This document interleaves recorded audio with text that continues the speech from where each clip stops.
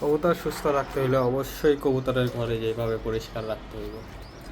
কবুতর থেকে ভালো কিছু আশা করতে হলে কবুতরকে ভালো কিছু দিতে হইব।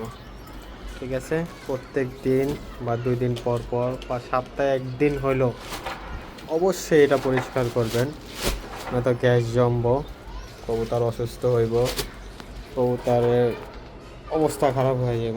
বুঝছেন, আমার ফুবু প্রত্যেক দিনই পরিষ্কার করে, যার জন্য ওই যে তার প্রমাণ। ঠিক আছে, মাশাআল্লাহ কাগজটা পড়ে গেছে। এই যে দেখেন, প্রত্যেক দিন ঠিক আছে পরিষ্কার করে দেয়। মানে কোনো রোগ জীবাণু, বিশেষ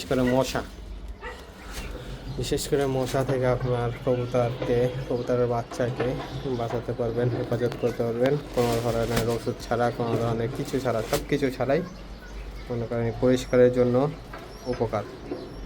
মশা হবেই না, একবারে মশা খুব কম হবে, যদি মশা হয়ে থাকে খুব কম। ঠিক আছে, যে এরকমভাবে রাখবেন, ইনশাল্লাহ আপনার কবুতর সুস্থ থাকবো, ভালো থাকবো, রোগ ব্যাধি কম হবে, ভালো বাচ্চা করবে, ডিম করবে।